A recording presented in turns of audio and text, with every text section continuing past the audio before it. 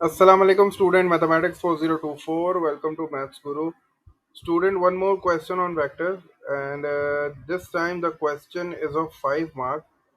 दो parts हैं question के, और first part is of 3 marks and the second part is of 2 marks. First part में let's just read out the question and see what we have to do. The diagram shows a parallelogram C D E F. अब देखो parallelogram का word आ गया, इसका मतलब है कि भाई यहाँ इक्वल वेक्टर्स जो है ना, वो बिल्कुल मुझे पहले मार्क करने पड़ेंगे. यहाँ इक्वल वेक्टर्स का कॉन्सेप्ट आएगा क्योंकि ये पैरेललोग्राम है. ठीक है. फिर मुझसे कह रहा है F E is equals to M and C E is equals to N. दो वेक्टर्स उसने मुझे दिए हुए, एक एफ ई है जिसको उसने एम के बराबर दिया हुआ है, और C E is another vector which is equals to N. B is the mid point of C D. अच्छा, बी एक पॉइंट है जो कि सी डी का मिड पॉइंट है. सी डी हमारे पास एक साइड है पैरेललोग्राम की जिसका मिड पॉइंट है B. F A is equals to two times A C. F A is equals to two times A C. इसका मतलब है कि मैं इसको रेशियो में कन्वर्ट कर सकता हूँ. ठीक है. अच्छा, फिर मुझसे कह रहा है find an expression in terms of M and N for the vector A B. कह रहा है कि भाई वेक्टर ए बी के लिए एक एक्सप्रेशन लिखो in terms of M N N. ठीक है. ये बिल्कुल उसी तरह के सवाल है जिसमें हमें जो है वो पी और क्यू की फॉर्म में जो है वो अपने वेक्टर्स को रिप्रेजेंट करना होता है. तो यहाँ भी बिल्कुल यही है, बस यहाँ उसने एम और एन की फॉर्म में हमें बोला है give your answer in it simplest form. ठीक है, बिल्कुल उसी तरह का क्वेश्चन है. अब जरा क्वेश्चन को एक बार और देखते हैं और उसके बाद फिर फिगर पे जाएंगे. फिगर इज ऑलरेडी ड्रॉन, सिर्फ उसको लेबल करना है. The diagram shows a parallelogram. Parallelogram का मतलब है इक्वल वेक्टर्स जो है वो हमें मार्क आउट करना है. अब जरा इक्वल वेक्टर्स से स्टार्ट करते हैं. ठीक है. Since this is a parallelogram, तो अगर एफ ई एम के बराबर है तो इसका मतलब है सी डी भी जो है वो एम के बराबर होगी. तो ये सी डी भी पूरी जो है it will automatically be equal to M. तो मैं यहाँ भी जो है ना वो इस तरह एरो लगा देता हूँ ताकि मुझे पता चल जाए कि ये इक्वल वेक्टर्स है. इक्वल वेक्टर्स ऐसे वेक्टर्स होते हैं जिनकी डायरेक्शन भी सेम होती है और जिनका मैग्नीट्यूड भी बिल्कुल बराबर होता है. तो एफ ई, मुझे पता है पैरेललोग्राम की अपोजिट साइड्स इक्वल होती हैं, तो एफ ई अगर एम के बराबर है तो सी डी भी बिल्कुल एम के बराबर होगी. अब उसने मुझे यहाँ बोला है कि B is the mid point of C D. अगर बी सी डी का मिड पॉइंट है और ये टोटल एम के बराबर है तो इसका मतलब है सी से लेके बी तक भी हाफ एम होगा और बी से लेके डी तक का जो डिस्टेंस है वो भी हाफ एम ही होगा, क्योंकि उसने बोला है कि भाई बी जो है वो मिड पॉइंट है सी डी का और सी डी जो है वो टोटल एम के बराबर है. तो इसका मतलब है कि ये भी हाफ होगा और ये भी हाफ होगा. तो ये मैंने हाफ ऑफ एम लिख दिया और इसको भी मैंने हाफ ऑफ एम लिख दिया. ये सारी चीज़ें मुझे क्वेश्चन में मेंशन थी. अच्छा, सी ई उसने कहा है कि एन के बराबर है, तो सी ई ये वाली साइड है जो कि उसने पहले से लेबल की हुई है, ये एन के बराबर है. और उसके बाद मुझसे कह रहा है कि F A is equals to two times A C. अब F A equals to two times A C का क्या मतलब है कि अगर मैं इस ए सी को जो यहाँ मल्टीप्लाई हो रहा है उसको शिफ्ट कर दूँ दूसरी साइड पे, तो ये बन जाएगा F A upon A C is equals to two upon one. इसका मतलब है जो एफ ए साइड है वो टू पार्ट्स है और ए सी जो है वो वन पार्ट है. तो एफ ए कौन सी साइड है? एफ ए ये वाली साइड है, तो मैंने इसको टू पार्ट्स लिख दिया. और ए सी जो है वो वन पार्ट है. इसका मतलब है पूरी की पूरी जो एफ सी है it has been divided into three equal parts, जिसमें से एफ ए टू पार्ट्स है और ए सी जो है वो वन पार्ट है. ठीक है. Now the question is asking us to find an expression in terms of M N N for the vector A B. Means the starting point is A and the ending point is B. A से मुझे B जाना है तो उसके लिए मुझे एक root जो है वो फाइंड आउट करना पड़ेगा. ए से बी का रूट जो है वो मैं स्ट्रेट तो ले ही नहीं सकता. ए टू बी अगर मैं स्ट्रेट लाइन जो है वो मतलब ए और बी को ज्वाइन कर दूं तो जो लाइन बनेगी वो मैं पाथ ले ही नहीं सकता क्योंकि उस पर मुझे कुछ पता ही नहीं है एम और एन की फॉर्म में. तो I will take this route जो कि मुझे यहाँ सबसे अच्छा लग रहा है कि पहले मैं ए से सी चले जाता हूँ और फिर मैं सी से बी आ जाऊँगा. तो मैं ए से स्टार्ट करूँगा और बी पे पहुँच जाऊँगा. First I will go from A to C and then C to B. तो मैंने यहाँ यही काम किया. मैंने सबसे पहले जो है वो अपना रूट लिख दिया कि भाई in order to find A B I will go from A to C first and then C to B. ठीक है ना. तो पहले मैं ए सी जाऊँगा, ए से सी जाऊँगा और फिर मैं सी से बी जाऊँगा. अब प्रॉब्लम ये है कि सी से बी तो मुझे पता है, सी से बी तो हाफ एम है, लेकिन ए से सी मुझे नहीं पता. इसका मतलब है मुझे ए से सी जो है वो पहले फाइंड आउट करना पड़ेगा. अच्छा, अब ए सी मुझे फाइंड आउट करना है तो ए सी फाइंड आउट करने के लिए मैं क्या कर रहा हूँ, इस रेशियो को यूज़ कर रहा हूँ, ये जो मुझे रेशियो में गिवन है. लेकिन ये जो रेशियो है ये एफ ए और ए सी के बराबर है. मैं काम ये करता हूँ कि इस एफ ए को total length with respect to the total length लिखता हूँ, और फिर टोटल लेंथ के थ्रू जो है वो ए सी को फाइंड आउट करूंगा। ठीक है, क्योंकि I can find out F C, मैं एफ सी फाइंड आउट कर सकता हूँ। मैं एफ सी फाइंड आउट कर सकता हूँ क्योंकि मुझे ये भी पता है और ये भी पता है, तो मैं एफ सी तो फाइंड आउट कर सकता हूँ। और फिर एफ सी जब फाइंड आउट हो जाएगा तो उसके हेल्प से I can find out A C. कैसे? देखो मैंने यहाँ लिखा F A, F A is basically 2/3 of F C. ये कैसे पता चला मुझे? क्योंकि मुझे ये बात पता है कि एफ और सी ये जो है तीन पार्ट्स में डिवाइडेड है, उसमें तीन पार्ट्स में से दो पार्ट जो है वो एफ ए के बराबर हैं। तो एफ ए कितना हो गया? 2/3, तो 2/3 ऑफ एफ सी। ये मैंने क्यों किया? ये मैंने इसलिए किया क्योंकि I can find out F C. अगर मुझे एफ सी पता चल जाए तो मैं एफ ए भी फाइंड कर सकता हूँ और ए सी भी फाइंड कर सकता हूँ। अगर मैं टोटल लेंथ के रिस्पेक्ट से ए सी को लिखूँ तो ए सी क्या बन जाएगा? A C is one part out of three, तो 1/3 ऑफ टोटल लेंथ कितनी है? F C. तो ए सी कितना आ गया? 1/3 ऑफ एफ सी।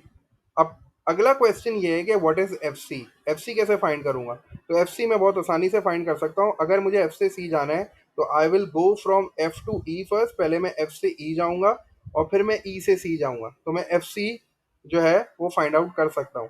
तो एफ से लेके ई तक एम है, और ई से लेके सी तक चूंकि मैं ऑपोजिट डायरेक्शन में जा रहा हूँ तो ये माइनस एन है, तो ये एम माइनस एन बन जाएगा। In order to find F C को फाइंड आउट करने के लिए मैंने क्या किया? F E plus E C. क्यों? एफ से सी जाना है ना, तो पहले मैं एफ से ई जाऊंगा और फिर ई से सी जाऊंगा, तो मैं एफ से सी पहुंच जाऊंगा। तो F C is equal to F E plus E C. F E की वैल्यू है एम, ई सी की वैल्यू जो है वो माइनस एन है, क्योंकि मैं ऑपोजिट डायरेक्शन में मूव कर रहा हूँ। एन जो है वो इस डायरेक्शन में मूव कर रहा है, ट्रैफिक इस रूट पे चल रहा है, लेकिन मुझे उल्टी डायरेक्शन में जाना है, तो इसलिए मैं इसका नेगेटिव साइन के साथ लूंगा, तो माइनस एन हो गया। एफ सी माइनस एन हो गया। अब चूंकि मुझे ए सी चाहिए था तो मैंने क्या किया? A C is basically 1/3 of F C, तो 1/3 ऐसी आ गया। एफ सी की जगह पे एफ सी की वैल्यू लिख लिया एम माइनस एन। अब थोड़ा सा इसको सिंप्लीफाई कर लेते हैं। ठीक है, सिंप्लीफाई कर लेते हैं और अब मुझे जो है वो ए बी फाइंड आउट हो जाएगा। ए बी जो है वो ए सी के बराबर है। ए सी कितना है? ए सी ये रहा 1/3 एम माइनस 1/3 एन। ठीक है, ये ए सी हो गया। और ये सी बी तो मुझे पता ही है, C B is basically half M, तो मैंने यहाँ हाफ एम लिख दिया। अब जब मैं सिंप्लीफाई करूंगा, ये भी एम की टर्म है, ये भी एम की टर्म है, दोनों का एलसीएम लूंगा तो 6 एलसीएम आ जाएगा, और 2 + 3 5 हो जाएगा। तो A B will be equals to 5/6 M minus 1/3 N है। ये मेरा फाइनल आंसर आ जाएगा। ये मैंने अपना ए बी फाइंड आउट कर लिया। ठीक है, अच्छा। ए बी फाइंड आउट करने के लिए थोड़ा सा दोबारा जो है वो रिकैप कर देता हूँ जल्दी से। ए बी फाइंड आउट करने के लिए पहले मैंने अपना रूट डिसाइड किया। ए से बी जाने के लिए पहले मैं ए से सी जाऊंगा और फिर सी से बी जाऊंगा। सी से बी मुझे पता है हाफ एम है, लेकिन ए से सी मुझे नहीं पता। ए से सी का जो रेशियो है वो है 1, और जो इसका टोटल है वो है 3, तो 1/3 of the total length F C. ठीक है, मैंने ए सी को पहले टोटल जो इसकी लेंथ है उसके रिस्पेक्ट से लिखा, A C is equal to 1/3 F C. अब मैं एफ सी फाइंड आउट कर सकता हूँ क्योंकि मुझे ये पता है दोनों रूट। तो एम माइनस एन जो है वो एफ सी की वैल्यू हो गई। एफ सी कैसे फाइंड आउट किया? पहले मैं एफ से ई गया, फिर मैं ई से सी गया, तो ये एम माइनस एन हो गया। एम माइनस एन जो है वो मैंने एफ सी की जगह पे पुट किया, तो मुझे ए सी की वैल्यू पता चल गई।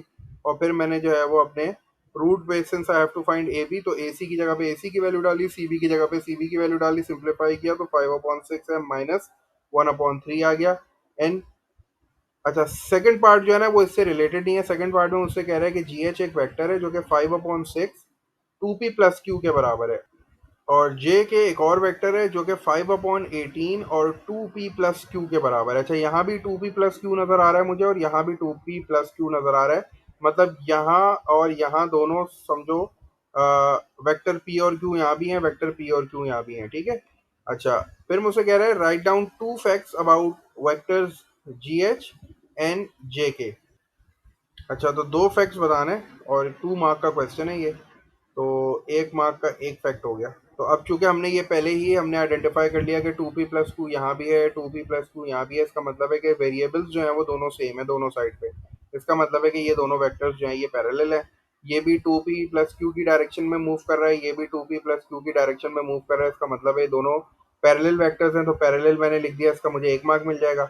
अब पैरेलल मैंने बता तो दिया। अब जाहिर सी बात है जब दोनों पैरेलल होंगे तो इनके मैग्नीट्यूड में कोई ना कोई तो रिलेशन होगा। मतलब इनका कोई ना कोई तो रेशियो होगा, ठीक है ना। तो वो रेशियो निकालने के लिए मैं क्या करूंगा, जो भी मुझे नंबर्स दिए हैं मैं उनको डिवाइड कर देता हूँ।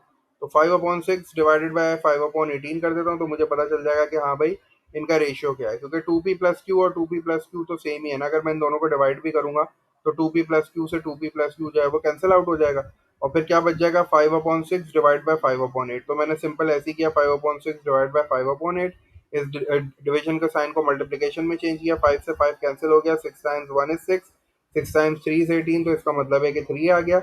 अच्छा, अब कंफ्यूजन यहाँ ये भी है कि ये कैसे लिखेंगे हम, G H is equal to 3 times J के।